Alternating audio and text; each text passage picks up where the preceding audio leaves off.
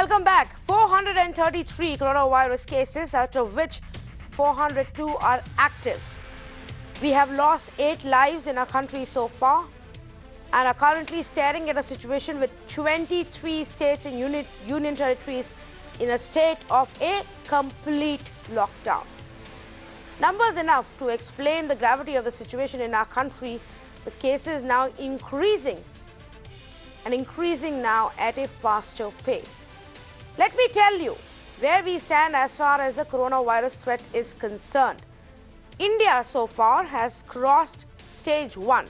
Stage 1 is when the cases are mostly those that are coming in from outside, the international travel passengers who get infected elsewhere and then come to our country, and then it gets detected here. We are actually past that stage into stage 2. Stage 2 is when infection begins to spread from positive cases that came from outside the country to others in our country. The big concern is if we will reach stage 3. The big intention is to not reach stage 3, though many believe it's perhaps inevitable. This is when the disease spreads within the community, in your localized areas. It starts affecting large areas with high number of cases coming out from these pockets. The stage 4 is the one we hope we never reach, when the ongoing transmission has no endpoint, like what we are seeing in Italy or what we saw in China. Now, how do we ensure that we don't get into a worse situation than where we are today? What should be the top priority for the government in India?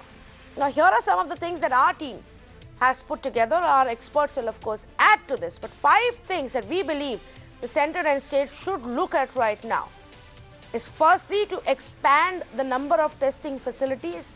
Also relook and keep relooking at the criteria for testing. In the initial days, it was a big concern because we were only testing people who had an international travel history. And it was only later that we updated that to say, okay, what if you live here, but you've been in contact with somebody and now you may have the infection? So that criteria needs to keep updating it. That needs to be expanded. Point number 2, we need to add to the existing health infrastructure, keeping in mind what happens when we reach the next stage. And some of our guests in the previous conversation were just talking about it, how the cases are increasing. And if we reach the point where you have hundreds and thousands, are we ready health infrastructure-wise? ICU units, ventilators, health staff, beds, hospitals. What's the plan there? This is the most essential part. Of course, what we have to continue with is aggressive tracing of the super spreaders. If somebody has tested positive and has traveled a little bit and we do the contact tracing, that will now need to step up as more and more cases come out. This will become a huge challenge. Point number 4, governments need to start taking strict action against violators to send a message across to the people that if you break the rules and if you disregard social distancing and Section 144 or curfew, whatever be the rule in that area, you can be punished. If you refuse to be home quarantined when you have been told to, you can be punished. And point number 5, the plan for survival fund for those who are rendered jobless. We just broke a story about how Centre has said as far as the contractual labor in government is concerned, they will still be paid even if they're not working right now. They will be considered on duty. But there are thousands and lakhs of those in the unorganized sector who will run out of money and will not have food to eat if this situation continues for a few weeks. And that has to be top priority for all state governments and the central government. Now, let me go across to our panelists who are joining us right now for this conversation. Dr. Rajesh Chawla, Senior Consultant for Respiratory Medicine and Critical Care at Indraprastha Apollo Hospitals. I've also got Dr. Vivek Jawli, Chairman for Cardiac Sciences and Hospital Executive Council for Fortis Hospitals from Bengaluru. Dr. Jaleel Parker, Senior Consultant with Leelavati Hospital here in Mumbai, and Dr. Jeenam Shah, Consultant Interventional Pulmonologist with Wokhard Hospital in Mumbai. Before I go across to our panelists, I just also want to let our viewers know that in just a bit from now, in Madhya Pradesh, there will be a swearing-in ceremony that will, in fact, it has begun, and Shivraj Singh Chauhan has now taken oath as the Chief Minister of Madhya Pradesh. Remember, Few days ago, a couple of days ago, Kamalnath resigned ahead of a floor test and paving way for the BJP to get back to power. And here's Shivraj Singh one more time. 18 months after he was voted out of power, he is all set to become the chief minister. He's taken oath as the chief minister. Well, so those are the visuals that we've got for you. Shivraj Singh's first job will have to be what it is for every other state government, to ensure that coronavirus doesn't spread, that norms are followed. Just a short while ago, we had visuals coming in of leaders who were going in for this ceremony, all stuffed inside one bus, completely disregarding the norms of social distancing. Let's begin with our panelists. Dr. Jaleel Parker, let me come to you first about, how is it that we prepare for the future? We've got 23 states in lockdown, but health infrastructure-wise, are we ready?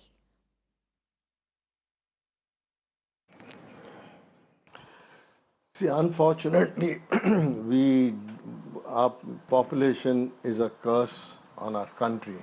Because of this huge population, we do not have so many facilities. The government cannot cope up in a state of emergency, though they are trying to do their best, whether it is the central government or it is the state government. But having said that, one has to understand that our demography and our challenges are different from the other countries. For example, you have had a curfew that is going on for so many days. Most of the people who are in the jhopatpattis, their population is so huge that every jhopatpatti, every hut or every small house, there are 10 people who are staying over there. Some do day duties, some do shift night duties, etc. Now, by pushing them back into their hutman colony, I don't see that we are helping the population at large, because I think by now we are into the community spread, if I'm not mistaken. I'm sure many of them will agree also. Number two, if you have stopped all the facilities where people, even if they are doing their daily wage earners, for example, you have the security guards or the watchmen, they cannot even have tea while they are on duty. They cannot have their dabbas which are on a monthly basis that they come. There are no fruits vendors who are available. What we are talking about on television are the people who are going into the malls, who are going to Godrej supermarket or who are going to food hall. Those are the few, but what about the people at large? I think the test that we are talking about for coronavirus, the cost is 4,500 rupees. Now you tell me, who is going to afford 4,500 rupees? For example, if the husband is there, he himself, his wife, he might be having a child or two. So 20,000 rupees, there is nobody is talking about their payment, their monthly salary. How are they going to survive? If they don't eat well, if they don't have the right nourishment, how is it that we are going to control? Now, those facilities need to be there. I understand that you need to have curfews, but at least a fruit vendor on the road, he can at least give fruits to these people, I find it very difficult that we will be able to, whether we are really doing good or we are doing harm to the population at large. So I think we should look into it. For example, fortunately now, they have started with private hospitals that they can treat and they can even diagnose. We have been very lucky. For example, the hospital in which I am, Leelavati Hospital, I think the trustees and the management has been very kind, and they have opened up nearly, I think, if I'm not mistaken, maybe 15 isolation beds, plus the intensive care, plus the screening section. So we are doing our best, but is that enough? That is the question. Is that enough is the question. How can we make the most of it and prepare ourselves for the worst? Dr. Rajesh Chawla, if I can come to you on that. And everybody knows that India doesn't really have the best of the health infrastructures. So it's going to be a struggle for us. What is it that the governments can start looking at in terms of extra space, extra beds, basic bare necessity equipment that we may need? Let me tell you, I have handled the swine flu and H1N1 also. This is for the first time. I must say the government has done a wonderful job. Right from the Prime Minister onwards, the Health Ministry, the local chief ministers of all states, they're actively involved. And as you just heard, our country is very large. So we need to prioritize. And they are prioritizing and the advisories are changing. And right now, in most of the places where the test is available, it's free of cost. But it is not available for anybody with cough and flu. It is only when they have set advisory, those patients are tested. And since we expect with the passing time, it could go into the stage 3 and it could go into the community when we may have more. So they are preparing, even in Delhi, I know most of the hospitals, they are preparing, the wards are prepared, the special areas are being prepared. And of course, it has to be a little faster so that the kits and everything is made available to the hospital. So when they get a case, they don't have to worry and they can just start working on the same thing. But I think the government so far has done good. And I think the way they are doing, if they keep on progressing, the way the government, the Prime Minister, everybody is involved, if we could make the flat line, don't go into a large number of cases suddenly, then probably we'll have a good outcome of this disease. Okay, of course, and I think that's why we've moved, and India is one of those countries which has moved, I believe, has moved relatively quicker when it comes to a widespread, larger lockdown. But does that mean that we've managed to contain it, or are we still looking at a situation where perhaps tomorrow we realize that it's already out there, and we've, if not the community is, level, at a localized level in many, many pockets, we have seen the spread. Dr. Shah, what should we be doing right now to prepare ourselves, not to say whether or not we've done a good or bad job, but to ensure that it doesn't become a disaster tomorrow?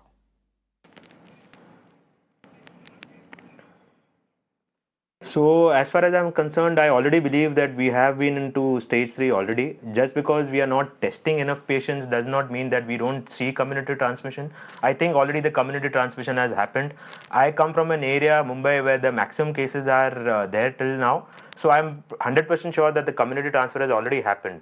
But to see the seriousness in the people's face, I don't see that too easily. So even though the measures have been imposed already, the curfew has been imposed in the state of Maharashtra, but I still see people when I go to hospitals for my emergency visits. I still see people on the roads roaming around, even for the 5 o'clock thing, that thali that has to be put. A lot of people were there on the street. So first and foremost, the people should realize that it's a scary situation. It is a situation where we need to act as soon as possible. Fortunately, we have got that 1 week where the cases are not that much as of now. So if we act right now, it's going to be very important that we don't see a sudden spurge of the cases. So as far as I understand right now, the government is taking active measures. But at the same time, the private hospitals should also start taking active measures. The public-private partnership that we talk about is not functioning as smoothly as expected. So as of now, the private hospitals only have 2 beds, 4 beds at the max. Some few places we have 10 to 15 beds.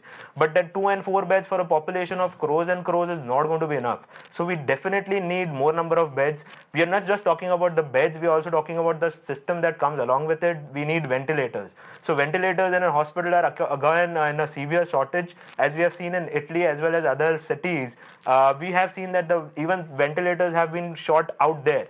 So imagine in a situation like India, we already are a resource limited setting, and if we get those kind of spurts, we don't have the ventilators, we don't have the beds, we don't have enough personnel to work, we don't have the protective equipments available, we don't have enough number of masks. So I think that should be the priority, just to start getting all those things geared up.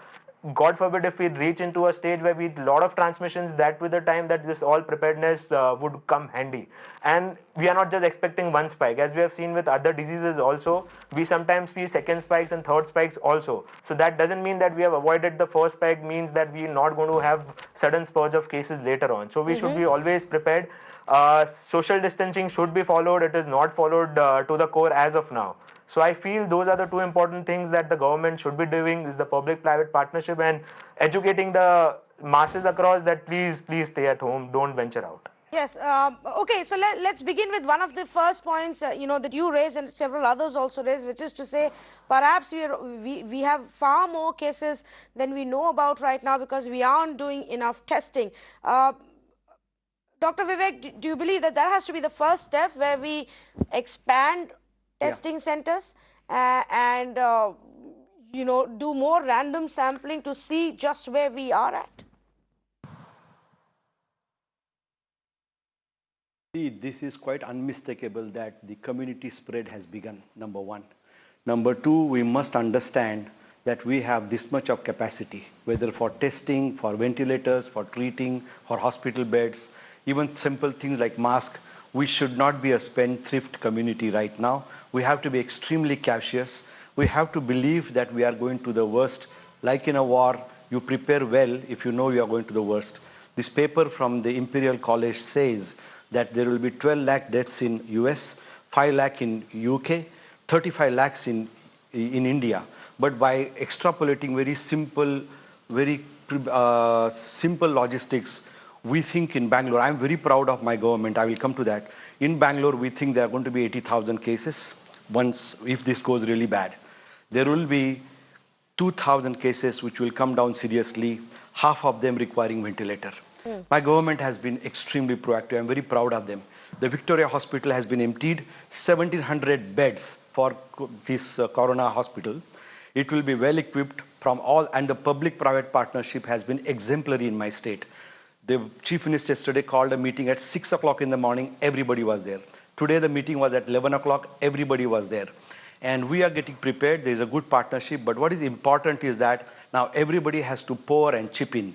The doctors, the general medicine, the ICU, the pulmonology, the anesthesia, the cardiology, the postgraduates, the nurses, the technicians in this area will have to be lent to these hospitals. The government may have to create some of the other medical college hospitals in the periphery for secondary hospitals, and the ICU facilities where the patients go really bad. They may require extracorporeal membrane oxygenation, artificial heart and lung, etc. They may have to be shunted to some of these very capable private ICUs, of which we have plenty here. And another important thing at this time is we have to press our foot on telemedicine. Unless we press our foot on telemedicine, I see with companies like Practo, there is only a jump of 20%. This has to go to maybe 400 or 500%. People are now calling at 3 o'clock in the night, 11 o'clock in the night, and especially the elderlies, people who are above 60, people who have diabetes, people who have lung, kidney, and other problems. We can't allow them to be coming to the hospital and exposing themselves. And they can be very capably monitored, screened on the telemedicine, and only when we are alarmed, we can call them to the hospital. And this way, we will reduce the exposure of the doctors and the medical personnel. We will reduce the crowding, expenditure, and more importantly, the torture to the families. So there are many ways, but I think we have to be extremely positive that, like Italy, we are not going to be needing 300 ICU doctors coming from China. We will surprise the world, but we must be ready for the worst, that we are going to see a lot of cases, and we have to brace for that. Like Karnataka should be the role model that everybody, fatafat at every district place, taluka place, have to create their Corona hospitals. But let me ask Dr. Parker, if Dr. Jalil Parker, what's the level of preparedness within Mumbai, another city, and a big city where we have seen quite a few cases that have emerged. Are we prepared for this? Over the days that have passed, I think the Maharashtra government as well has given a very helping hand to most of the institutions, and I've asked all private institutions to help. For example, in my hospital, we already have a core committee which has got junior consultants, clinical assistants, consultants. We also have intensivists, anesthetists, etc. We have made masks ourselves. So I think, there should be a mass production of masks which are not available. People have just, I think, hoarded the mask as much as they can. Secondly, the medicines should be available. As somebody rightly said, we need a couple of ventilators, though we have, but I think the number of ventilators for the population at large, I think they should increase. Also, the testing should either be free or I think the expense for the doing those tests for COVID-19, I think it should be made much more cheaper so that people can, approach the institutes and get themselves tested rather than spreading more and more into the community.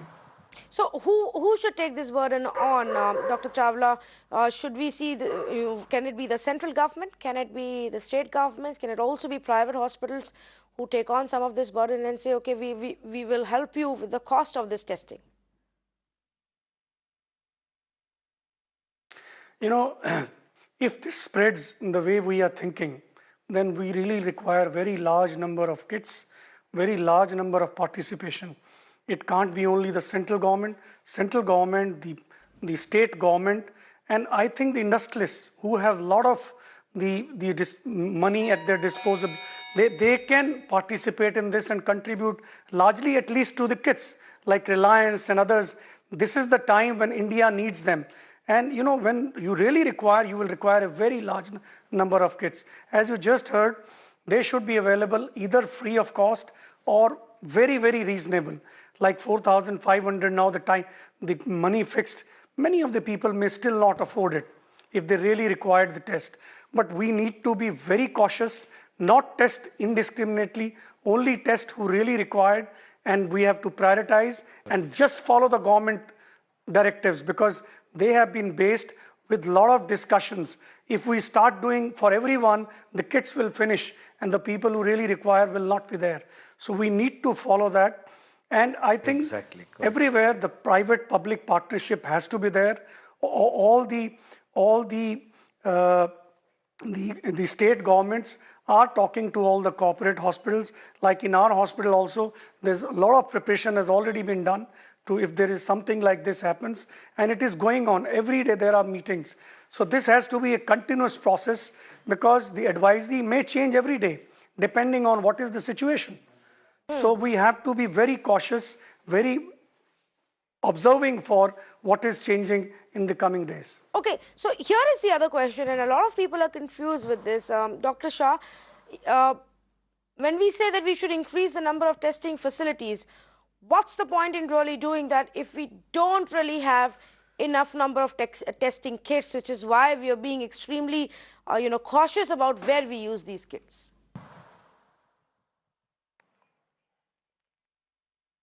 So as of today, we have around 5,000 testing kits which have been procured for the government sector. 52 centers all across India and we testing around 5,000. We have 5,000 kits, but as of now, we are not even utilizing that many number of kits.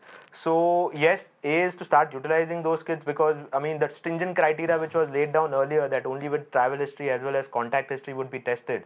So that days has already gone to people who have been having pneumonia, severe pneumonias on ventilators. They have been tested, but I think we should start picking up early and those moderate cases also. So if we start picking up them, we can follow them up in the community as well, and we can try to do contact tracing and isolate each and every individual. So as of now, if we have 5,000, if we have the government sector as well as the private sector coming in, it would be around 15,000 more kits of those. So around 20,000 kits for the start, I think it should be doable, and we can do those many number of cases. But surely we need to test more to identify more number of cases. Now, so Dr. Shah, where can we get these testing kits?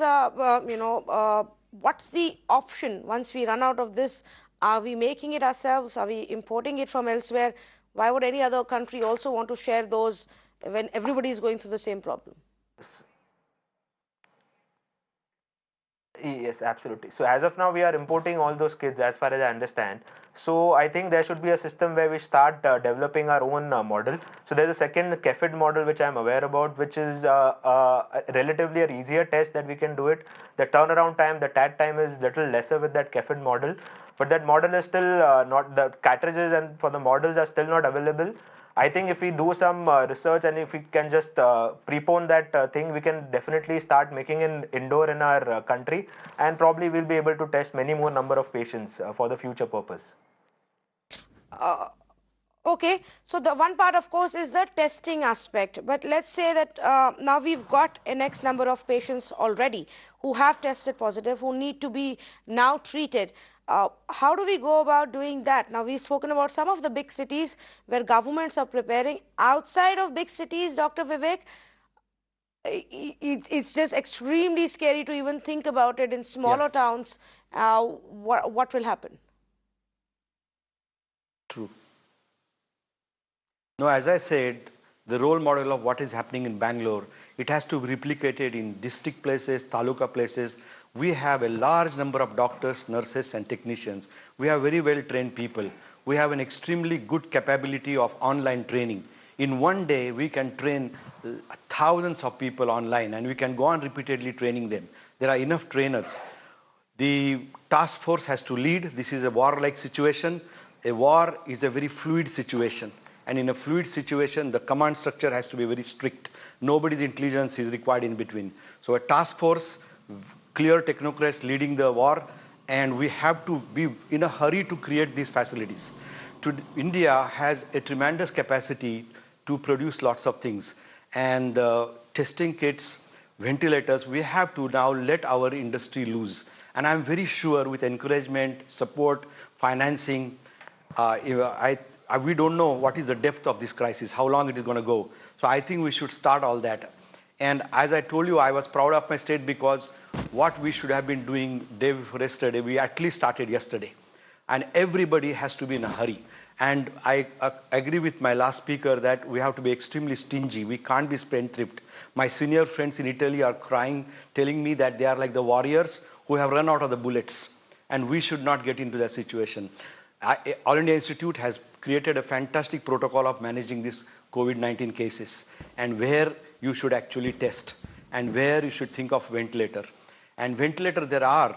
Only thing is now somebody has to take the lead. We have to start pooling all our resources. And the public-private partnership, I don't think there is problem at all. Everything, there is a lot of positivity, there is a lot of camaraderie. I think we will be able to fight this. But we have to be in a hurry. We have to be extremely composed and extremely positive. No calling names, no nitpicking, and people have to get that fear that we doctors are having. I was been talking to my non-medical people. Everybody says that you are being an alarmist. क्यों खौफ पैदा कर रहे हो? अरे भाई खौफ जरूरी है. Right now that there's a time for this khawf. And the moment our people are very smart and very street smart, the moment they come to know that this is something to be afraid of, right up to the last juggi, everybody will start falling in line, and then you will see the magic of how Indians can really react in a crisis. So but let we me, need to training, spread the word, and create the fear. Yes. Let me rephrase this to ask a very direct question, and I'll start with you, Dr. Jolly, and then I'll go across to others.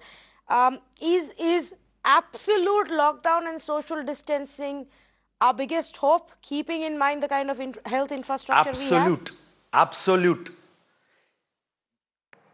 We have been freaky lucky. All my American friends are telling me that they appreciate that India has been acting in time. Now we cannot let this go. An absolute lockdown, and we will have to then decide how long we do that. But this is one of the important way by which we may reduce the force of that blow. Because if the blow comes with that force, we will be wiped out. This will be a biocorrection for our country. Okay, let me take that point across to Dr. Chawla. Dr. Chawla, do you think this is our biggest hope right now? Because if we go beyond a certain number of cases, then it might just be a massive burden on the healthcare infrastructure. Absolutely, because we have limited resources, and in a short period of time you cannot have so many ventilators if it spreads in the community. And I think the lockdown, social distancing, everyone has to participate. It is not only the government, not only the private hospitals. Every individual is a warrior. Everyone has to feel responsible, and don't go out if you are not really required, and isolate yourself. Stand at a distance, because it is not the government job, it is everyone's job. If we have to fight, everyone has to participate. And we should, as I said earlier also, that we should not get panicky. Like if I have a little sneeze or cough and I look for a test. No, just follow the government, quarantine yourself. Whatever it is, it will not spread to others. So everyone has to participate. We should collect our resources, like you heard from a gentleman from Karnataka, they have done. So similarly, the government, the private sector, they should find out how much is the resources and how we are going to handle it. And everyone has to participate. As the rush in the hospital has gone down tremendously, I think it is important for all the administrators now to sit down every day during many times during the day and find out that if a patient starts coming, how they're going to be flow, what is the algorithm in their hospital, and create as many beds possible. Even if we don't require, that is our success. Okay, Dr. Parker, would you want to add to this? And also, again, and we've highlighted this many number of times, but I would request you to one more time highlight this to our viewers. At what point, with their sickness or symptoms, should they go for testing? Often you have instances where just if somebody has one symptom, they've gone running to the hospital, which obviously adds to the burden at the testing center or the hospital. No, I think once any patient, he feels that he's got a sore throat or he's got a body ache, headache or fever, I think symptomatic treatment for 3-4 days should be fair enough. But if he's not responding to that, I think then he should run to the institute which is nearby to him and which has the facilities. One more thing I would like to add is that we are left with no other option but this isolation and section 144, etc. But in the same breath, I would like to say and stress that we have to be compassionate with the poor people.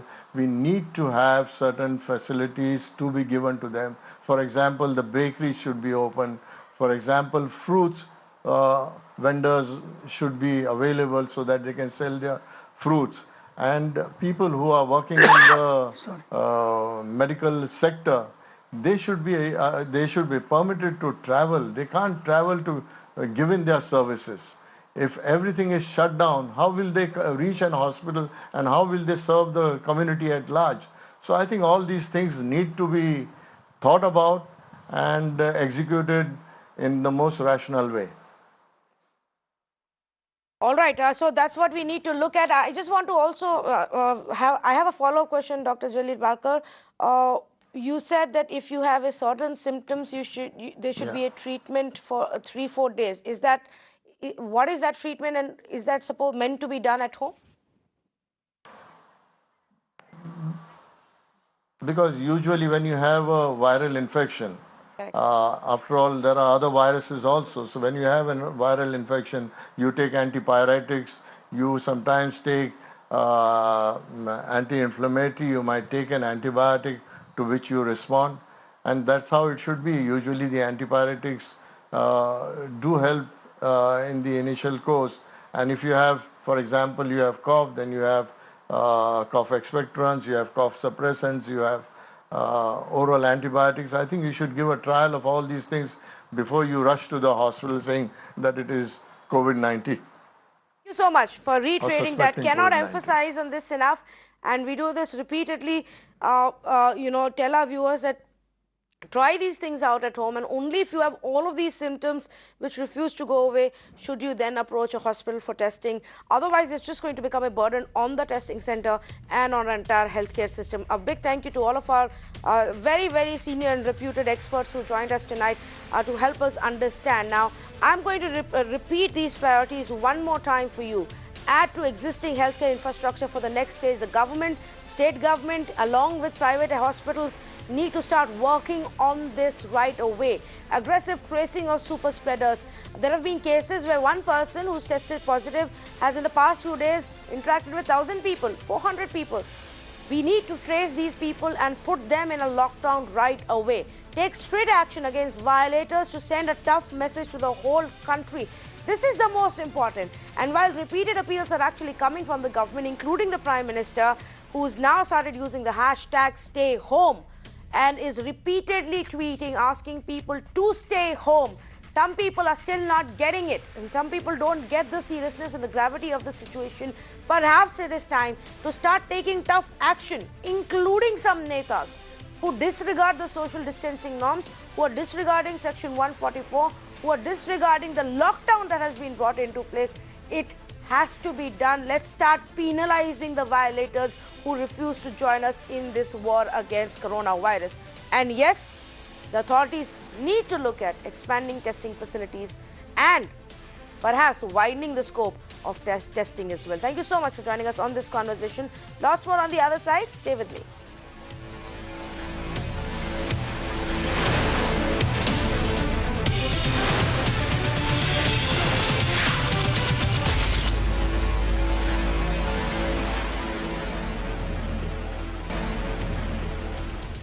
Welcome back. We've now got a special guest joining us, Rohit Datta. He's a coronavirus survivor who actually traveled abroad and then came back to find out that he had been infected with coronavirus. Rohit Datta, thank you so much for speaking with us. To begin with, if you can tell us, how did it happen? Where were you traveling and when did you find out that you had been infected? Ma'am, actually, I had gone to Europe. I had gone to Italy on the 16th of February and came back from Vienna on the 24th. Reached Delhi on the 25th. When I reached Delhi, I on the 25th night I had fever and went to my physician. He gave me medicine that it looks like a little sore throat. It would be okay in a couple of days. 29th, it could not go, so I went to the doctor and requested him that I want to get my corona screening done.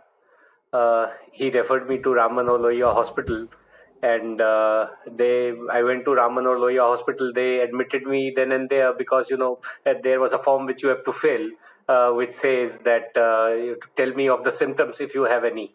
So I clicked on the fever symptom. They were prepared. They told me, Rohit, you'll have to stay over for the night till your reports don't come.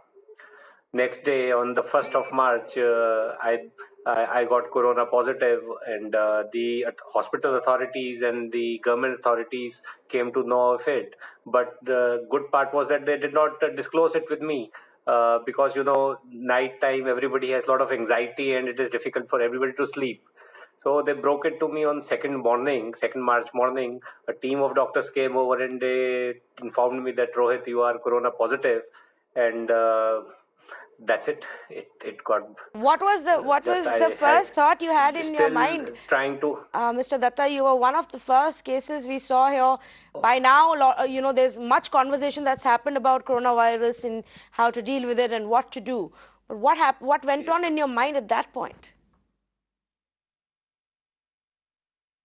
Ma'am, actually, things altogether were different. I was not focusing on myself, what is happening to me, because, ma'am, doctors, when they came to me, they told me, Rohit, see, you are corona positive, and we ensure you that it might take a day or two longer, but we'll send you home hale and hearty. At that time, ma'am, they prepared me for 28 days of isolation because I was the first case of Delhi, and they also were not having what to do. Uh, but ma'am, remarkable. They told me that, Rohit, it is just a common cold and cough. It is just that we don't have medicines for that, but we ensure you'll be safe. And I trusted them. Here I am after so many days sitting in front of you, ma'am. Was any of your family members also then put in quarantine? How did that work out? Ma'am, actually, as soon as I was tested positive, the team of some doctors, they rushed to my home just to understand how many people are at my home. So they asked my wife that how many people I have met, how many people in my office, so they could arrange everything. Next day morning, ma'am, a couple of teams, ma'am, it was like 3, 4 teams. They went to my office. Wherever they found risk, they just brought them to Safdarjung Hospital. They checked my family, told them to stay in home isolation for 14 days, and till the reports don't come. And I had met some friends of mine. All were checked, ma'am. Office staff, families also were checked, ma'am. So when I was told that Rohit, you are corona positive, I was full of guilt that Rohit, you might have infected so many people around you. Yes, and that's a very Which heavy God's grace, guilt. everybody turned out to be negative, ma'am. That's a very, very heavy guilt to carry for those 2 weeks, Yes, ma'am, it Mr. is. Datta. How did you handle it? Because, while we're also talking about the physical treatment and the scientific treatment to the disease, often we don't talk enough about what it does to your own mental peace and the stress it gives to you. Ma'am, stress was actually, see what happened. Some people on WhatsApp, they just took out my photographs and they started circulating my family photographs. They just started circulating all around India, ma'am. You could see that gave me a lot of stress. But the actual stress was, ma'am, the people I had met and my children had gone to school. So if you see, ma'am, my children, I have two kids, and they went to school. Uh, there were six sections, and a day before, my son had his birthday, and he had given toffees to the entire form where he was studying in all form in his form. Sorry. So, ma'am, it was really bad. But, ma'am, when everybody got tested and all the reports of people I met or my family met were negative, so I think guilt went. Then I started thinking about myself that Rohit, now is the time where you have to focus on yourself. So ma'am, when you generally you would not see a lot of men crying. I also don't cry, but as soon as the negative reports came, I had a like. Flow of tears, and it emptied me, ma'am. I could focus more on than my health. I thanked God that everybody was fine, and just, ma'am, it was a nightmare till all the reports of other people had not come, ma'am. What? Full of guilt, ma'am. You just cannot imagine, ma'am, what guilt it would have Well, been. so good to see you today, Mr. Datta, all And it smiling was. and healthy, and with us, having Thank this you. conversation with Yeah. us. So that's Yeah. really good to see. How did you survive those those weeks in treatment where you couldn't talk to anybody, you couldn't meet anybody? How did you keep yourself busy? Ma'am, see, things you have to just. It is like when you are in war, you have to do everything. You On a lighter note, even washing clothes, which I have never done in life. Even washing clothes was a time pass. I looked forward to have to wash clothes, and it will kill my 30 minutes. So things Would have been are, once you're ma'am. back home. You have to just plan your day. That would have been once you're back home. But were you Sorry. treated at the hospital, or were you allowed to go back No, home no. and stay in home quarantine? No, ma'am. No, ma'am. I was at the hospital. I was shifted immediately when the government came to know that I am corona positive. They shifted me from one hospital to Safdarjung Hospital, and I had to stay there up to 14th of March, ma'am.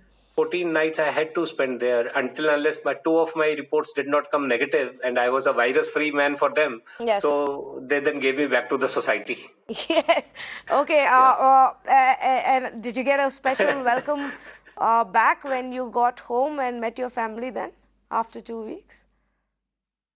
Ma'am, it was, see, I had to undergo another 14 days of home quarantine where I Quarantine. have to maintain a distance of at least 1 meter. Yes. Quarantine for, I have to maintain a distance of 1 meter. So it was hug from 1 meter away. It was showing in their eyes in form of tears.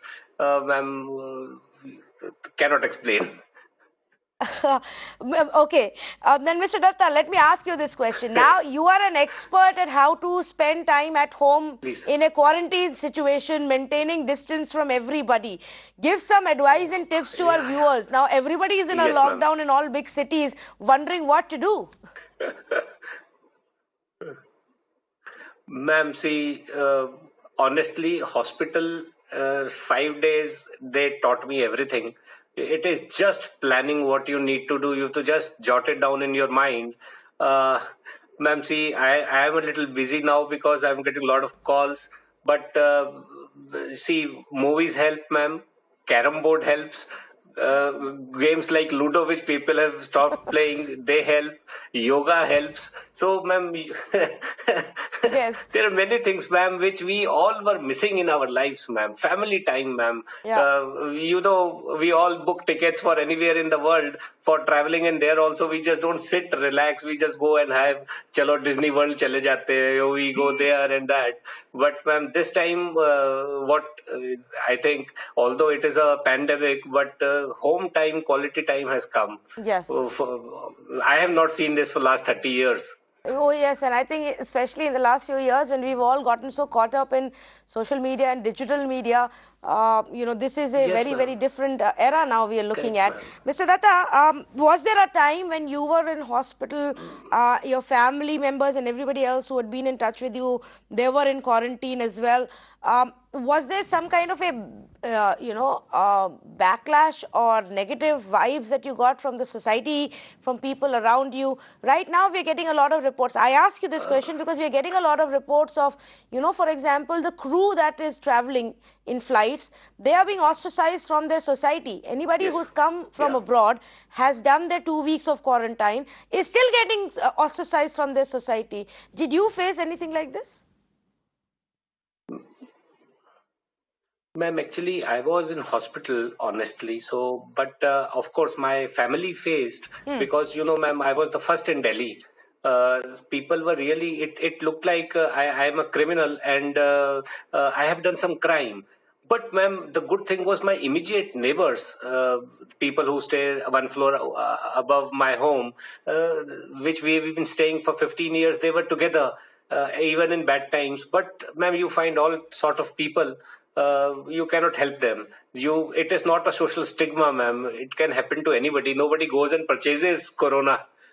Yes, yes, absolutely. In fact, we have started a campaign to tell people that this is Ma'am, not a social stigma and people shouldn't be punished or ostracized just for the fear कि अरे देखो उसके हाथ में stamp है वो क्यों हमारी सोसाइटी में है उसको क्यों रहने दे रहे हैं.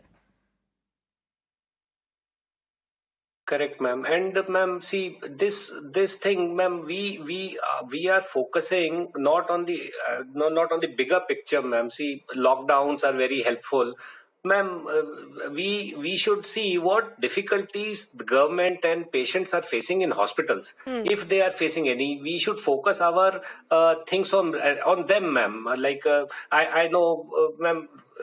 Today everything is locked down, we are of no help to the government, but ma'am, this is the time where we all should cumulatively come forward and look after each other without meeting them, of course. But if anybody needs anything, neighbors should come out and help, ma'am. That is what society living is, ma'am. Yes, absolutely, Mr. Datta, absolutely. One advice that you would give to people, even now, if you've seen some visuals of people, defying the quarantine or getting together out on the streets, even on the day of, yesterday we saw at 5 p.m. there were people who were gathering in the society and celebrating. Yeah. What would your advice be to India right now from a man who got infected, who was treated, who got quarantined, who fought it all and is now back? What your advice will be? Ma'am, just maintain quarantine, just maintain isolation. That is the only way out, ma'am. And don't ever think it cannot happen to you. It can happen to anybody. If it has happened to me, it can happen to anybody. Ma'am, just maintain social distancing. It is the most important thing. And ma'am, see, we've been seeing now are saying, ma'am, China is now on the verge of no cases at all. South Korea has improved, Japan has improved. Ma'am, I think it is commendable that even now we are less than 500 people. That is just hard work of what the ministry and the other people are doing for us, ma'am. Yes. We just need to maintain what government is saying. I also saw yesterday, ma'am, I am limited to 2, 3 windows in my room. Yes. I also see senior citizen moving out, ma'am. Yeah. Children are playing in the parks, ma'am. This is utter foolishness, ma'am.